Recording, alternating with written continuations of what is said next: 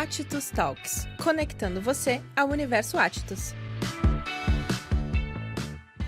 Olá, pessoal! Estamos começando mais um episódio do Attus Talks, o podcast da Attus Educação. Eu sou a Valesca Reichel, Head de Marketing da Attus e professora. E toda semana recebo convidados para conversar sobre temas que fazem parte do universo da Attus, como inovação, empreendedorismo e educação. E aproveito para lembrar que estão abertas as inscrições para os nossos cursos de graduação e pós-graduação no site da Attus, www.attus.edu.br.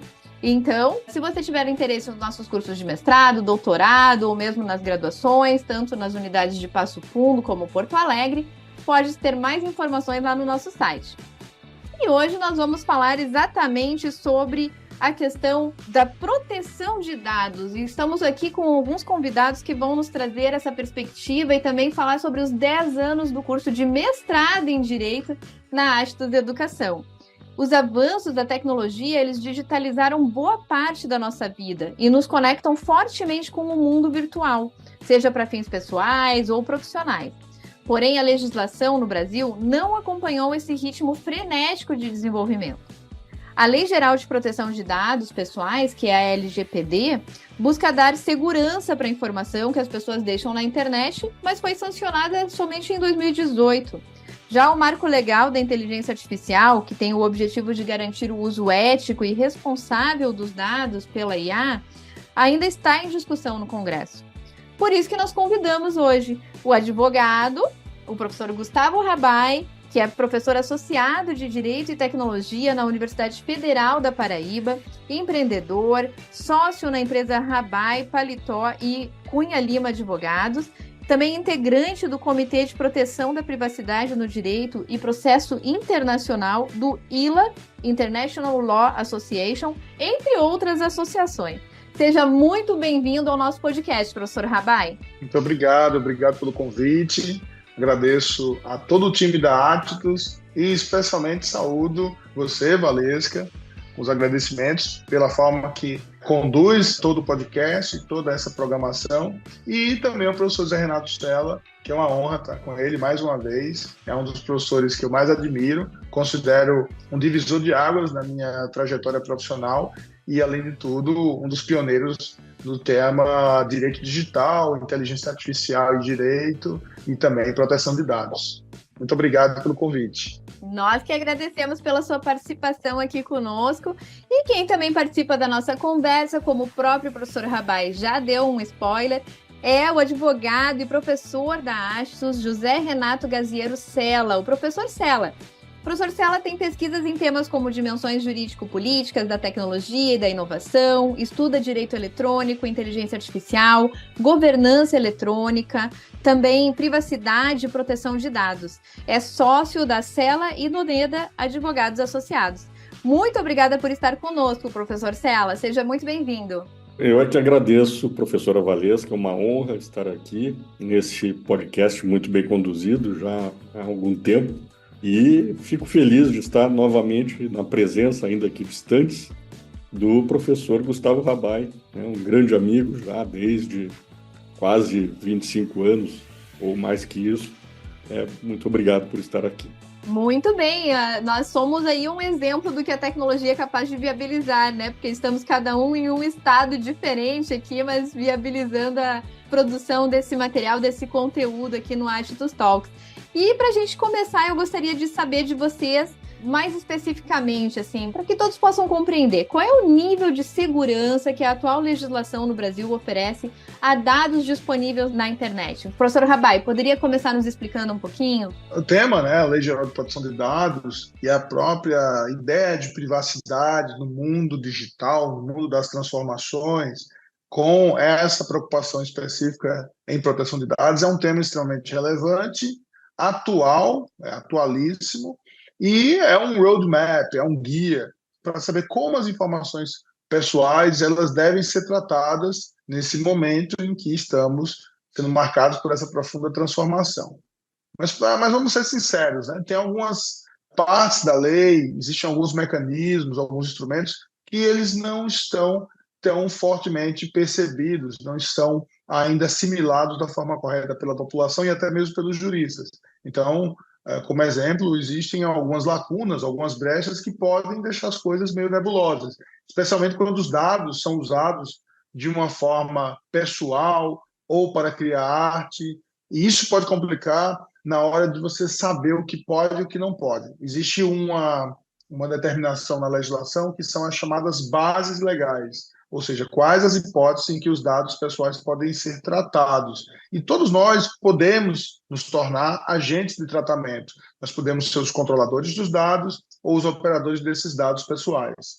Sempre que houver uma utilização com finalidade econômica e não estiver elencado nas hipóteses excepcionais de tratamento de dados, que são exatamente para fins educacionais, para fins de segurança pública, e aí especificamente as bases do que fala a lei, essas hipóteses jurídicas para cumprimento de contrato, para proteger o legítimo interesse, nós vamos estar falando de situações em que haverá, de certa maneira, restrições para o uso dos dados pessoais sem o consentimento ou ainda que com o consentimento do interessado, né, do titular de dados pessoais, que são todas as pessoas físicas que possam ter seus dados sendo utilizados, compartilhados, armazenados. Então, nós estamos, talvez, no começo da história, apesar do desenvolvimento histórico do tema já ter mais de 2 séculos. Nós, em termos de legislação, na União Europeia, nós já temos um longo histórico também, de 30 anos,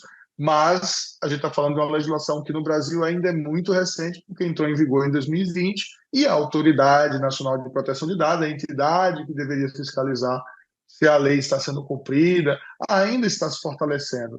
Sem contar que, se houver um incidente de proteção de dados pessoais, geralmente nós chamamos de vazamento de dados no popular, as multas que as empresas gigantes podem sofrer, as big techs, as chamadas, os grandes conglomerados de tecnologia, as big techs, vai ser um valor ínfimo, vai ser um valor muito, muito baixo para eles, vai ser um troco, né, um valor simbólico em detrimento de que pode haver uma punição real, uma punição por valor expressivo para pequenas e médias empresas. Mesmo assim, no nosso horizonte profissional, nós verificamos que a ANPD, nesses 2 anos de atuação, quase 3 anos, ela apenas multou uma única empresa, sendo que as punições, o respeito à legislação está vindo muito mais forte pelo braço do Poder Judiciário, com decisões em casos concretos no qual se verificou o vazamento de dados. Mas essas mudanças são muito rápidas, né? A gente está ainda diante de muitos pontos fracos que certamente vão ser debatidos aqui e a gente vai acabar voltando aí para essas lacunas. Muito bem, essa questão dos pontos fracos, né, ainda é algo para ser discutido, e até eu queria que o professor Cella conversasse um pouquinho sobre isso e também nos contasse, porque ele teve participação direta nessa questão da construção da legislação e tudo mais. Então, eu queria que nos contasse um pouquinho aí desse histórico, dessa trajetória, professor. Como é que foi esse processo todo? A pesquisa, tanto do Abai, que está aqui conosco, quanto do meu antigo sócio, né, falecido recentemente, faz 1 ano agora em dezembro, Danilo Doneda, que pesquisou isso na Europa, né, participou também de uma série de construções lá, e quando voltou ao Brasil, lançou a sua tese da privacidade e a proteção dos dados pessoais, que foi o livro pioneiro a respeito do assunto, e daquele momento em diante nós começamos juntos a militar na tentativa de se introduzir no Brasil uma legislação que pudesse termos finalmente uma legislação da proteção dos dados pessoais. Isso veio além, né, já na segunda década do século XXI, né, nós começamos a estudar isso lá ainda no século XX, em 1995 em diante, quando ninguém falava no assunto, e finalmente agora, mais recentemente, veio a lei, e inclusive a ideia da proteção dos dados pessoais foi introduzida na Constituição Federal como um direito, uma garantia individual de todo cidadão brasileiro, estrangeiro que aqui esteja.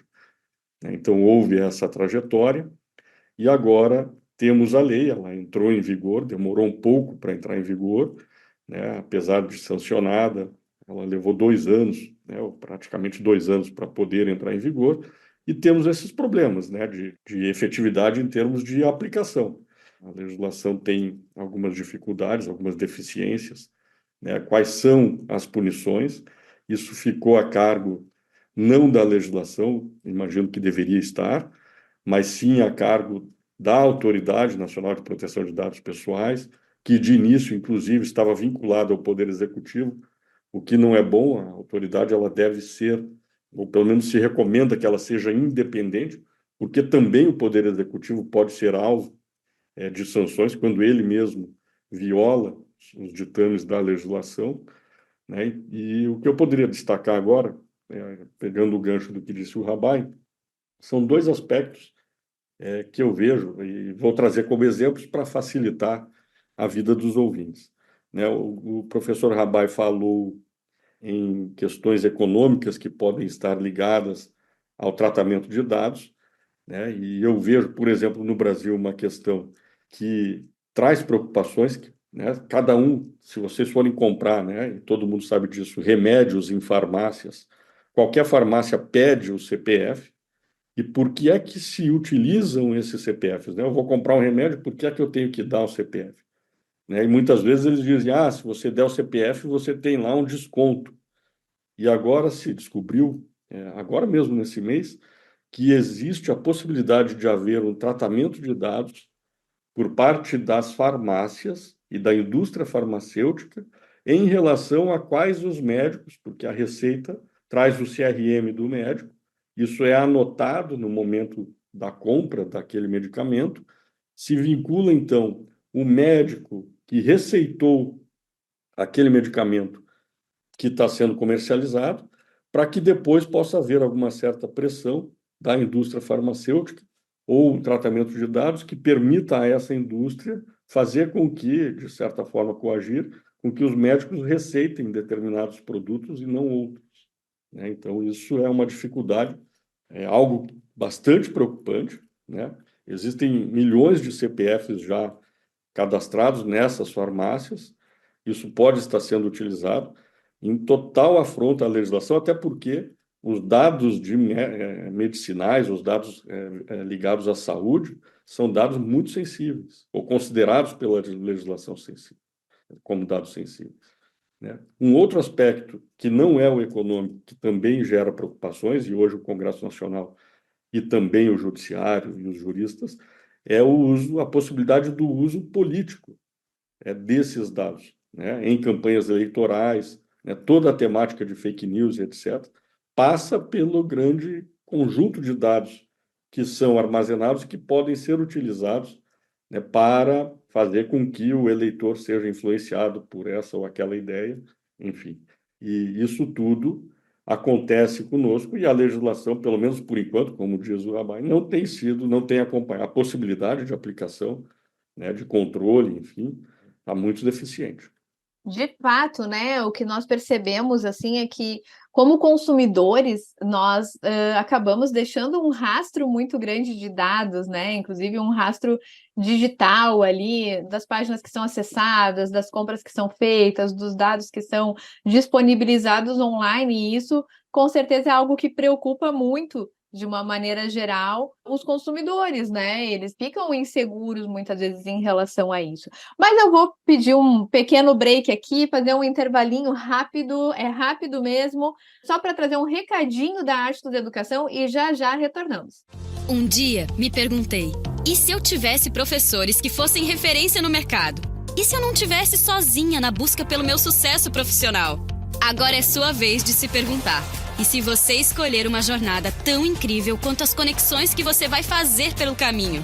Comece sua jornada acadêmica ou solicite sua transferência. Inscreva-se em atitus.edu.br. Na Atitus Educação, as oportunidades encontram você. Atitus Educação, conexões de valor. Olá, pessoal, já retornamos, como eu falei, foi bem rapidinho mesmo.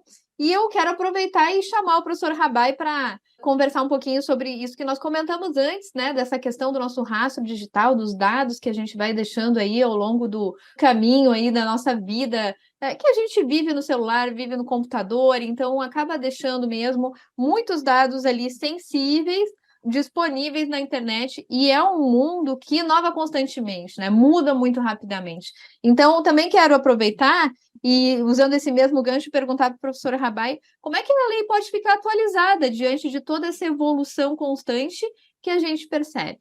A gente falou dos pontos fracos, que são exatamente a abrangência, as exceções, né, a falta de atuação da Autoridade Nacional de Proteção de Dados e essas sanções que são um pouco limitadas, elas não vêm aí sendo muito cobradas, né, a menos que seja o Poder Judiciário. Mas, assim, nem tudo é incerteza, né? A gente tem a questão dos princípios de proteção de dados, que é uma coisa nova, a criação dos direitos dos titulares, a exigência cada vez mais por transparência, no cumprimento mesmo pelos agentes de tratamento, pelas empresas, órgãos públicos, de fornecer informações claras e acessíveis sobre a coleta, o uso dos dados, para fortalecer o sistema de confiança, o compliance e mudar a cultura. É sempre uma questão muito mais cultural. Esse é o ponto-chave.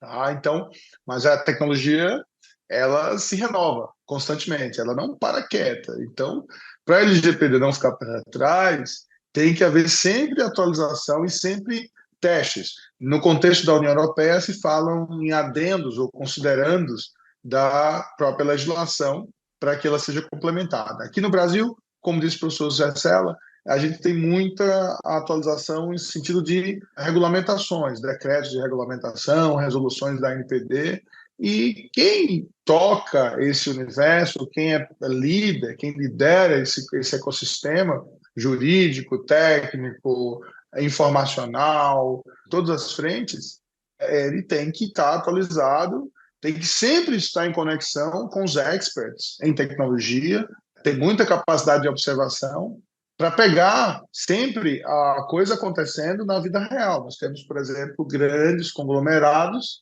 que eles vendem serviços de proteção de dados ou de monitoramento contra vazamentos de CPF, e às vezes são essas mesmas empresas que ocasionam vazamento. Eu tive atuação, inclusive, no caso, com a colaboração do professor Zé Renato, professor Sela, professor Doneda, tantas outras pessoas que eu admiro, exatamente para tentar frear esses episódios que estavam ficando muito frequentes, de empresas que faturam, que lucram com os vazamentos de dados, e elas próprias eram os responsáveis. Então, eu diria, professor Valesca, resumidamente, que para termos a manutenção dessa atualidade da LGPD, tem que acompanhar as próprias mudanças tecnológicas, os gaps técnicos, e termos sempre em mente que mecanismos podem ser utilizados, com revisões periódicas da legislação, o diálogo com o setor tecnológico, inclusive é algo que a ANPD, pelo menos nesse ponto, tem buscado, e óbvio que a construção aí de maior flexibilidade regulatória, normativas e guias interpretativas que podem ser mais atualizados do que uma lei engessada, né? Tem que necessitar de uma mudança pelo Congresso Nacional. Mas o fato é isso, é que a adaptação e a flexibilização do ambiente regulatório vai ser uma constante. Por isso que a gente enfatiza tanto o papel do compliance e da autorregulação regulada. Os próprios setores têm que buscar essa forma de criar as próprias regras para o bem-estar, para a saúde dos setores econômicos, das indústrias como um todo, os mais diversos segmentos sociais, no qual o uso de dados pessoais pode ser um componente central, né? Como disse o professor Zé Renato, a questão dos dados de saúde. Muito interessante essa abordagem, assim, de trazer outros mecanismos para agilizar, né, para a gente tornar as coisas mais dinâmicas desses processos que são importantes, porque realmente tudo evolui de uma maneira muito rápida e dinâmica, e o arcabouço legal, a legislação, ela acaba precisando também ter essa mesma rapidez, né? E até eu gostaria de verificar a opinião do professor Sela, opinião, não apenas opinião, mas o expertise, né, a experiência dele, em relação a como que a pesquisa pode contribuir nesses processos, né? Porque existe todo o estudo do que está acontecendo na sociedade, como o professor Rabai trouxe a questão dessas interdependências com o que acontece no mercado, e nós na Atistos temos muito essa prerrogativa de conexão radical com o mercado, mas também a importância da pesquisa na área para que a gente possa contribuir de uma maneira mais acadêmica. Então, essa relação aí do meio acadêmico com todos esses aspectos, professor Cella, como é que se faz esse processo? A pesquisa ela é fundamental, né? Porque ela consegue, ou o pesquisador ele consegue, diante de um tema, detectar um problema e, a partir daquele problema, ele extrai hipóteses de solução e apresenta possíveis soluções para enfrentar esses problemas, que são problemas inerentes, que são vivenciados no âmbito da sociedade. Então, a pesquisa científica, ela aprofunda com o método e vai a fundo, né, nessas questões e busca soluções. E aí, essas soluções que são propostas poderão vir a ser utilizadas para encaminhar a saída desses problemas. Então, no caso da proteção de dados pessoais, da própria inteligência artificial, a maior parte das questões que hoje são debatidas e que fazem parte das legislações que estão em tramitação, ou dos projetos de lei que estão em tramitação, vem de propostas da academia, né, dos pesquisadores. Seja o projeto de lei de inteligência artificial, né, seja também a legislação já em vigor da proteção de dados pessoais. E, para além disso, né, os pesquisadores são chamados a tentar, né, nos debates públicos, inclusive judiciais, buscar decisões judiciais que apliquem adequadamente a legislação existente. Eu posso dar 2 grandes exemplos da minha atuação, juntamente com o professor Danilo Doneda e também com o Rabai, em relação a isso. O professor Rabai falou que empresas privadas podem se valer, elas mesmas terem provocado o vazamento de dados e depois propor soluções com isso. Nós temos problemas também quando as próprias instituições públicas, elas mesmas, violam os nossos dados. E nós tivemos 2 grandes exemplos aqui no Brasil, e que nós enfrentamos diretamente nos nossos escritórios de advocacia.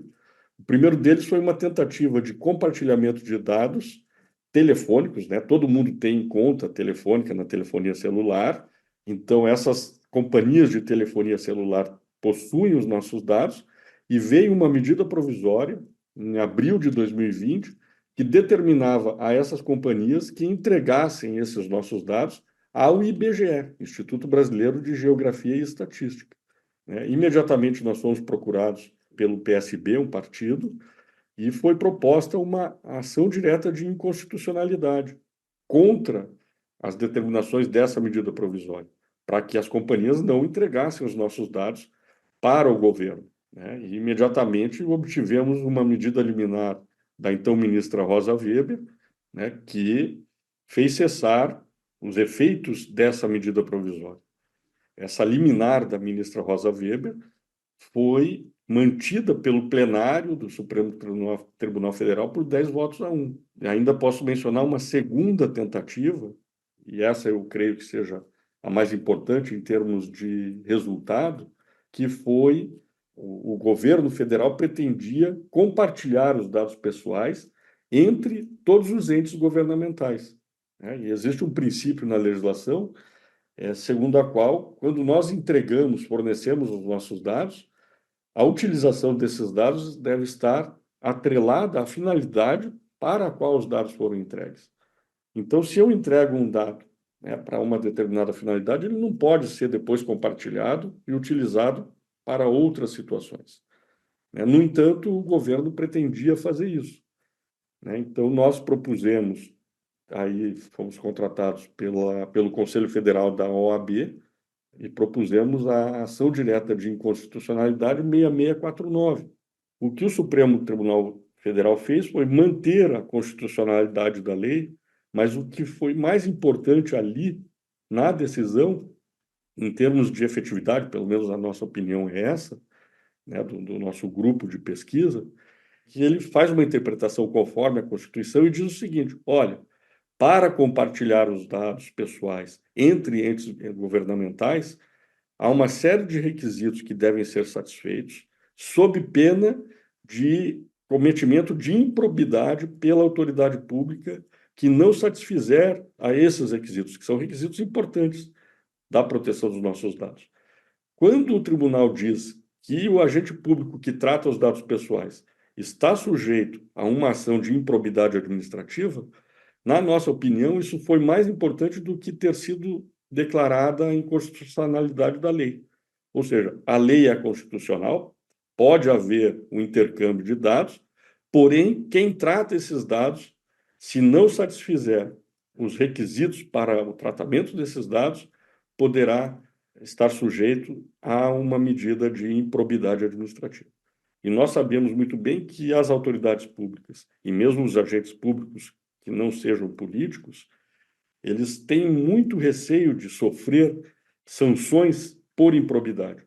De tal modo que, se eles estão sujeitos a essa possibilidade, eles vão ter muito cuidado, ou um cuidado muito maior, quando tratarem os nossos dados.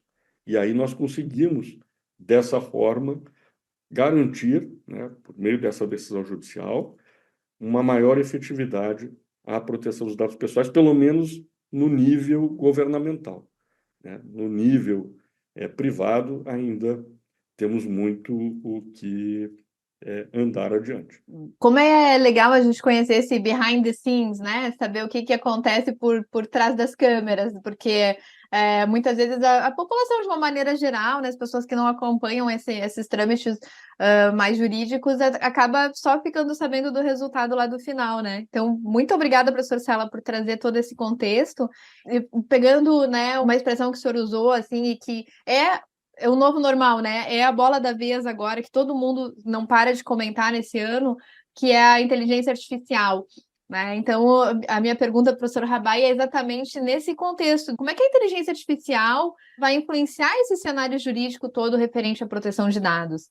Bom, eu quero, sobretudo, lembrar que esses cases, né, que o professor Zé Renato traz, são de uma riqueza formidável. Eu costumo dizer que eu tive a experiência de ser testemunha ocular da história e também tê-los como apoiadores de uma série de iniciativas que, à época, todo mundo considerava muito arriscada ou muito ambiciosa e que tem se provado que realmente estamos falando de algo de valor, que é a proteção de dados pessoais dos cidadãos, inclusive contra o abuso do Estado, né, em algumas situações, como disse o professor Zé Renato.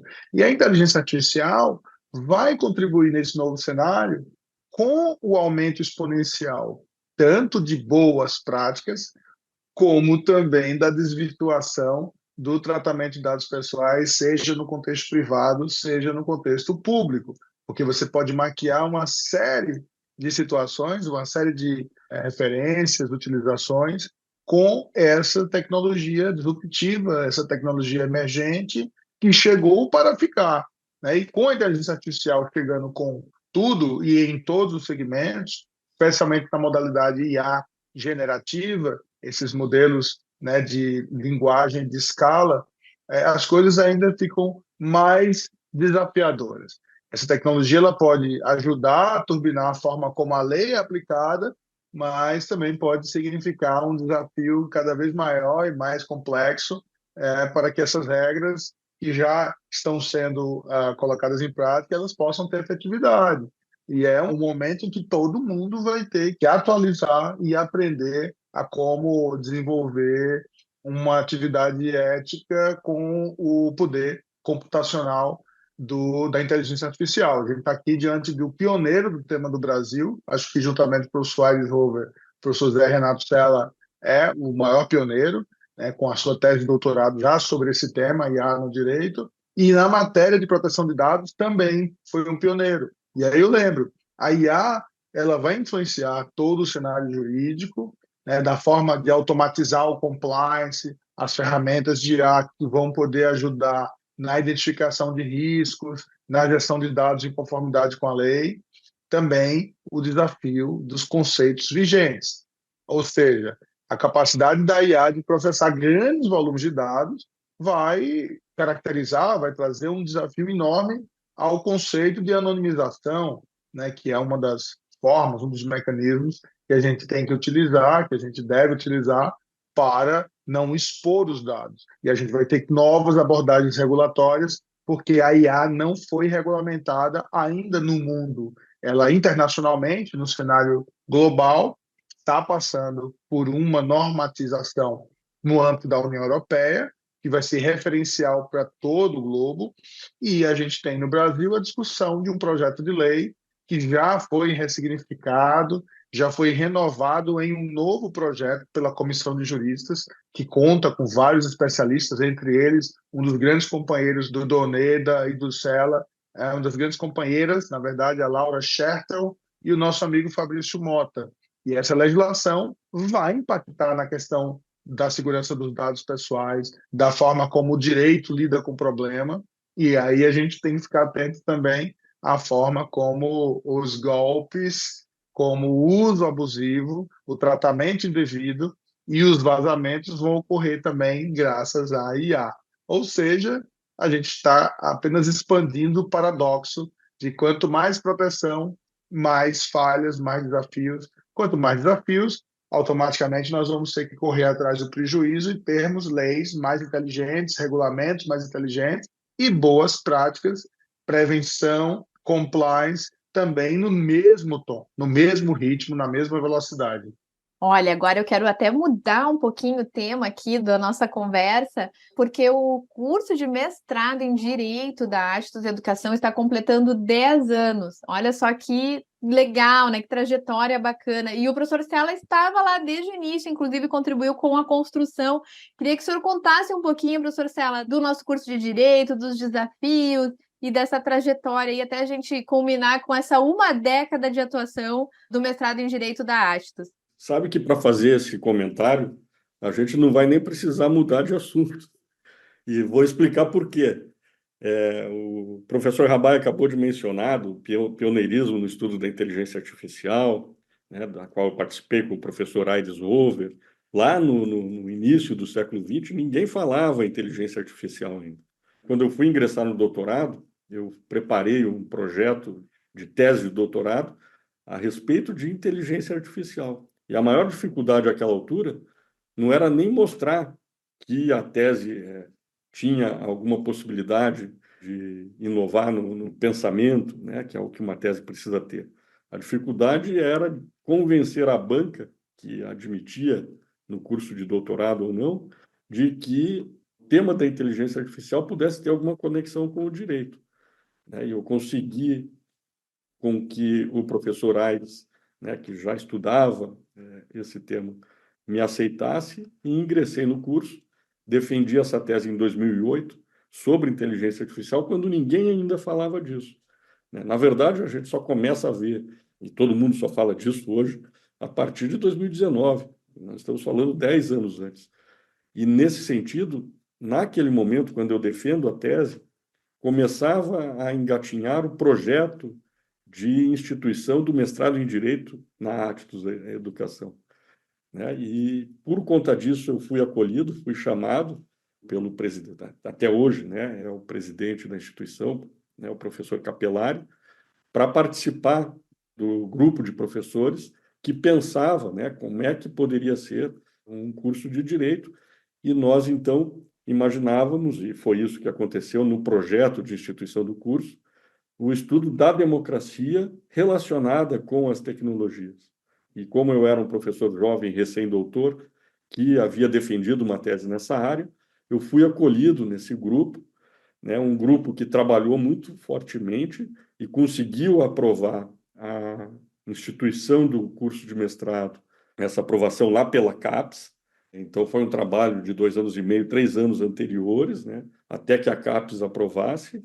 E o curso, então, ele finalmente é aprovado e instituído em 2013, e de lá para cá, uma série de professores foram incorporados, somos 12 professores do programa, e todos a estudar democracia e as suas ligações com a tecnologia, e isso faz com que todos os que venham a estudar, a se matricular e defender as suas dissertações de mestrado, né, tenham condições de estar na fronteira do conhecimento e poderem, ao fazerem esses estudos, né, quando defenderem as suas dissertações, estarem inseridos no mercado de trabalho, que cada vez mais precisa, né, de advogados, juristas, que pensem esses temas, né, que são temas bastante importantes, né, para enfrentamento da nossa sociedade. Então, eu posso dizer essas coisas, venham estudar conosco, né? Temos já 10 anos de experiência, saímos da nota 3 para a nota 4 na CAPES, o que é um grande avanço. Então, matriculem-se na Actus para fazer o mestrado. Olha aí, pessoal, nossos ouvintes, hein? Essa oportunidade, estão abertas as inscrições, só entrar lá no site www.actus.edu.br para buscar mais informações. E depois dessa aula incrível, a gente está chegando ao final de mais um episódio do Actus Talks. Hoje nós recebemos os advogados e professores, né? O professor Gustavo Rabai. Muito obrigado pela sua participação aqui conosco, professor. A gente agradece demais a sua disponibilidade. Muito obrigado e já fico aqui me escalando para o próximo. E aí deixo já o convite a todos para que procurem conhecer um pouco mais da trajetória do professor José Renato Sela, do Danilo Doneda, porque para mim fez muita diferença. Ou seja, quando eu vi o Danilo falando pela primeira vez lá desse tema em 2006, José Renato falando sobre inteligência artificial muito antes até, eu ficava me questionando quando é que a gente vai chegar nessa etapa de desenvolvimento de pesquisa no Brasil sobre esse tema. E em algum momento eu achava que eles eram muito vanguardistas, e realmente eram, e que estávamos ali todos acreditando num sonho muito utópico distante. E que bom que eles estavam certos, e que bom que eu também abracei essa causa. Então acertamos, fomos pioneiros, e hoje a gente pode colher os frutos. Se não fosse a pesquisa acadêmica, nós não teríamos essa trajetória profissional na advocacia que a gente pode hoje testemunhar. Então, parabéns ao time da Actus, parabéns ao professor José Renato Sela, professor Vinícius Borges, Fortes, todo esse time, e aí espero poder voltar. Muito obrigado pelo convite. Mas com certeza, professor Rabai, vamos convidá-lo muitas outras vezes ainda. E também quero agradecer, então, pela presença, pela participação do professor José Renato Sela. Muito obrigado por estar aqui conosco hoje, por trazer tantos conteúdos, tantas informações importantes e relevantes para os nossos ouvintes. Eu agradeço bastante. E ouvindo o professor Gustavo Rabai, essas palavras finais, dizendo que ele quer voltar brevemente, então eu vou dar um spoiler. Ele voltará sim, porque ele será me orientando de pós-doutorado agora na Actus, né? Então vai continuar suas pesquisas conosco e vai trazer algum resultado, não é? Fazendo esse estágio pós-doutoral com uma grande publicação que certamente virá na área de inteligência artificial, vinculada aos temas de proteção de dados pessoais, e talvez alguma surpresa a mais aí, porque ele sempre traz novidades lá na fronteira do conhecimento, né? Então, muito obrigado e vamos adiante. Mais 10 anos e muito mais. Mas que maravilha! Então, ali vamos ter mais um aluno de peso, né? Vinculado ao nosso programa. Coisa boa. Muito obrigada. Seja bem-vindo, professor Rabai. E para os nossos ouvintes, a gente lembra que toda semana o Actus Talks tem episódio novo disponível nas principais plataformas de áudio. Então curta, comente, compartilhe nossos conteúdos, também deixe seus comentários, pode sugerir temas, a gente gosta muito de interagir com os nossos ouvintes. E também lembrando que nós também estamos presentes nas nossas redes sociais, então estamos no Instagram, no Facebook, no LinkedIn, no TikTok. Também confira nossos conteúdos, acesse nosso site e acompanhe todas as novidades da Actus Educação. Muito obrigado a todos pela audiência, um abraço e até o próximo episódio. Actus Talks, conectando você ao universo Actus.